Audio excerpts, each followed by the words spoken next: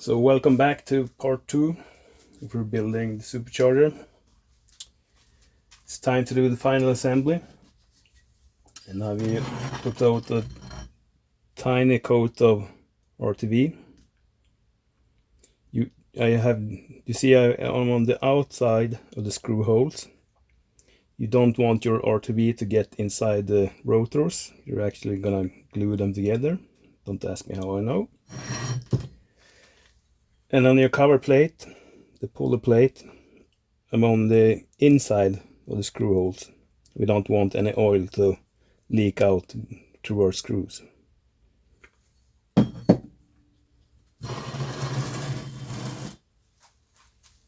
We start with our rotor pack. Remember, this recess is down on the supercharger.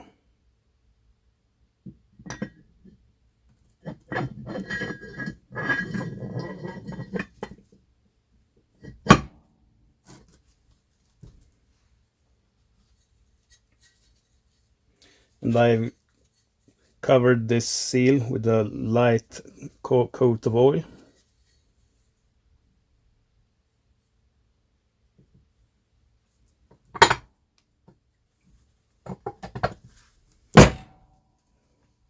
Boom, there you have it. Back together again, rebuilt.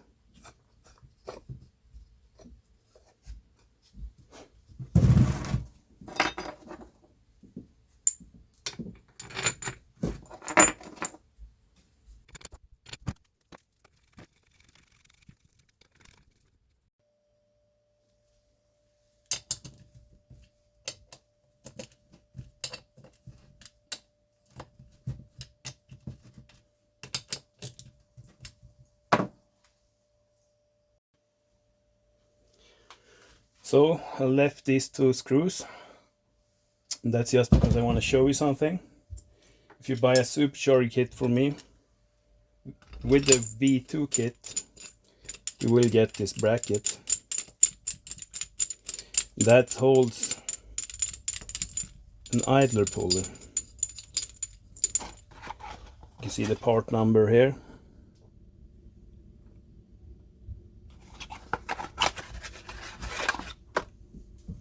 It fits onto here and screw it in place.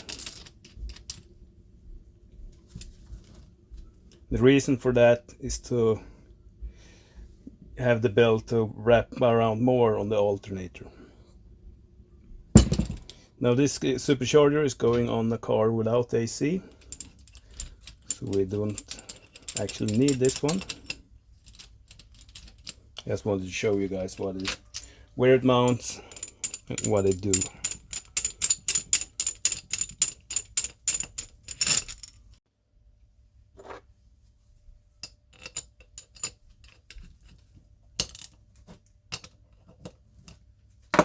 Now you see the RTV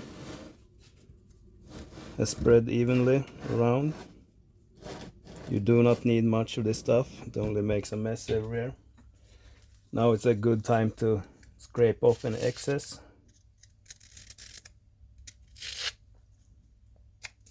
So we have tightened up the supercharger once again.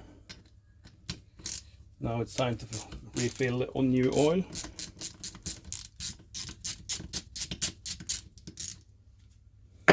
This M62 takes 110 cc's.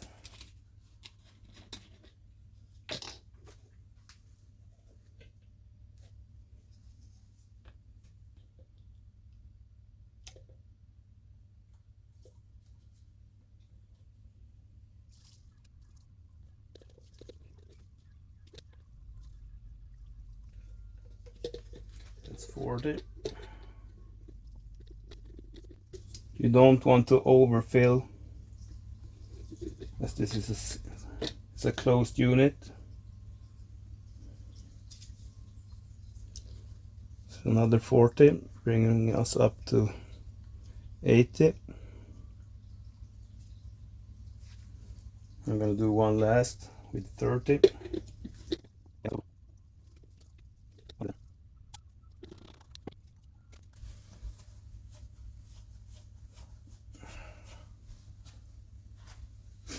Now again, this seals with an O-ring, so there's no need to over tighten it.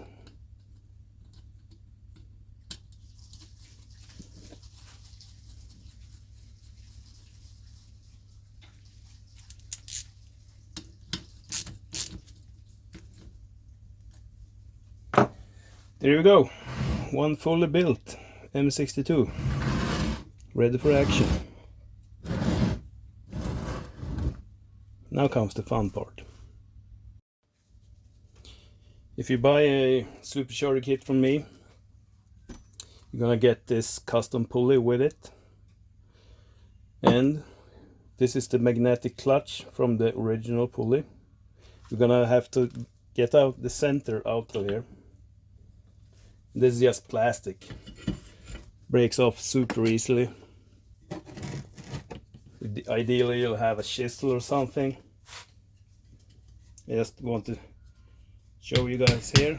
I just got an old knife.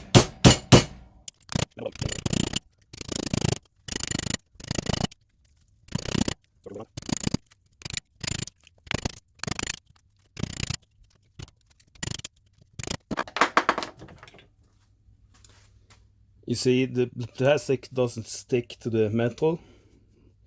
If you have a chisel, this is super easy.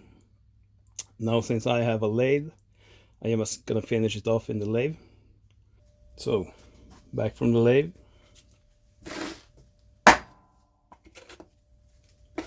You see this breaks out clean. The plastic doesn't stick to it. This is the center you want. You take your damper, press it over the center like this. Now, from the original pulley, you're gonna reuse or buy a new one, the bearing, and that bearing is held in by a C-clip, and this C-clip locks the pulley to the shaft on the Supercharger.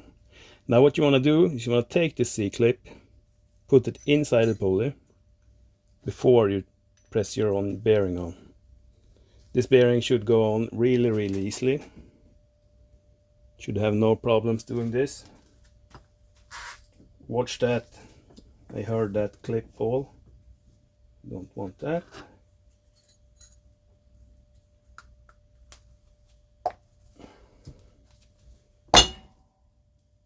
See, that's how easy it slides on, and now the C-clip is in there. So we take this C-clip, we will lock the bearing in place like that. Now it's time to get your Supercharger again.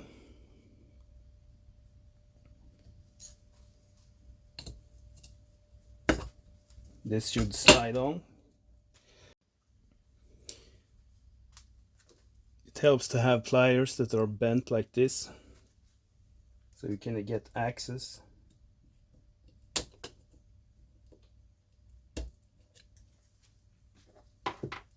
Just gonna press on that to make sure it's seated.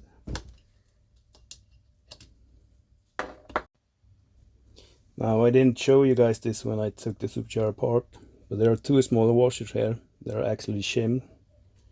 You put them inside the center. They are actually magnetic. Oh. Fuck.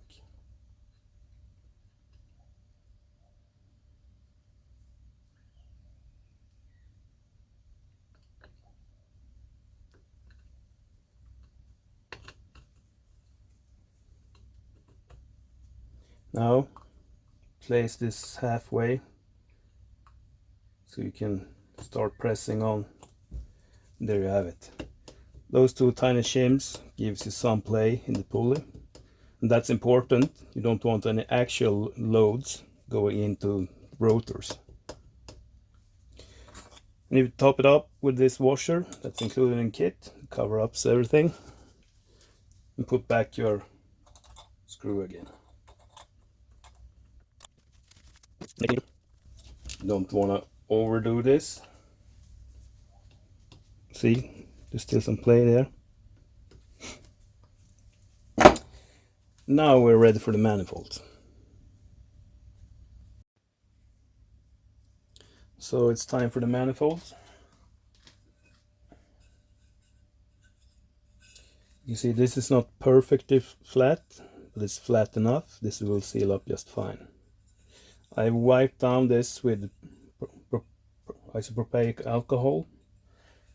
Now we're gonna take our RTV.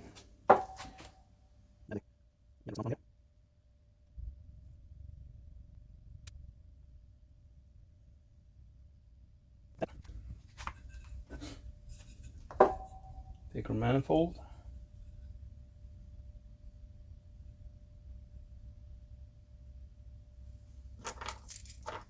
Screws.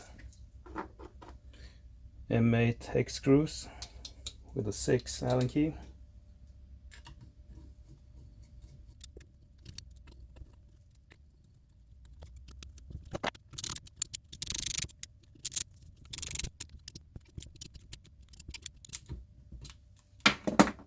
We want to make sure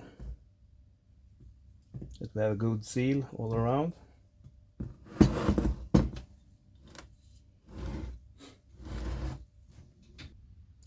So now we can install our bypass valve. This is from the Mini Cooper. Do not over tighten the M6 screws, it's only aluminium. But instead use Loctite to hold it in place and secure. You see there is an O-ring sealing this, so you really only have to compress that one to make a perfect seal. I'm gonna start with the upper one.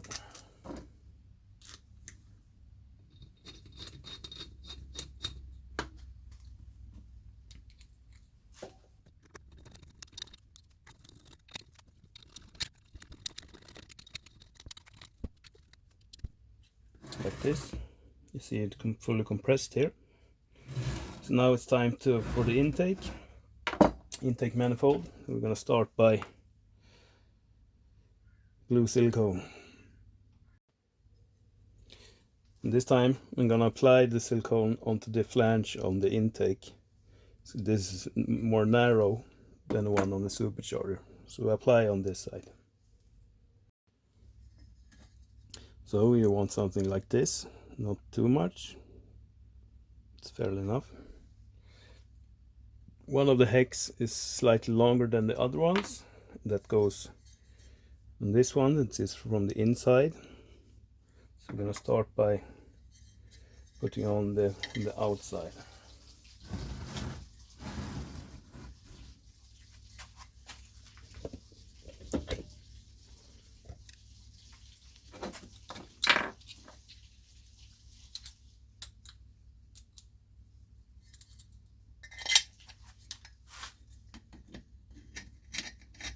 Just gonna thread the first one in lightly.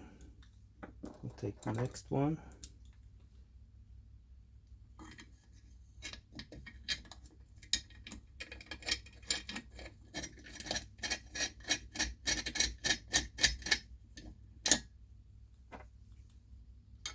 Third one up here.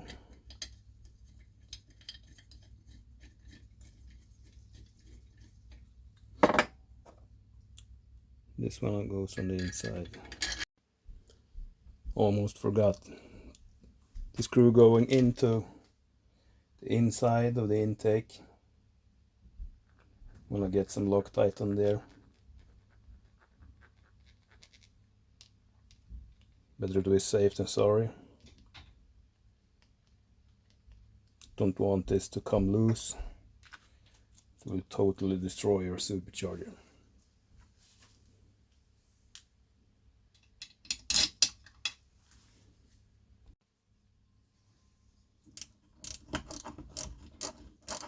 This is tight, but you should get a 1/4 inch ratchet in there, or just use the irregular hex key if you can't get this one on there.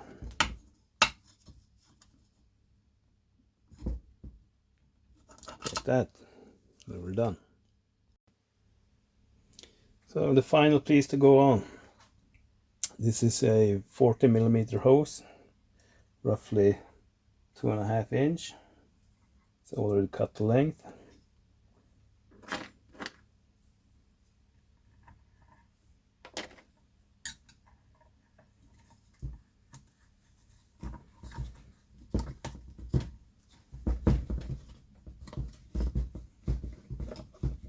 And since this is on the intake side, this is never gonna see boost, so we can use regular clamps. Don't have to be anything fancy here.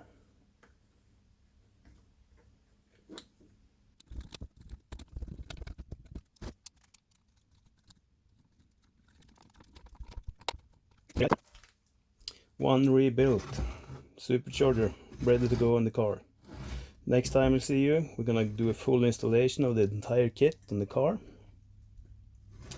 One thing though, this vacuum line, you cannot use this as it is. Plug this off with a screw or whatever. This vacuum actuator has to be connected to the throttle connection vacuum line. That's where you also want to install your ECU vacuum hose. But we'll get to this when we install it on the car.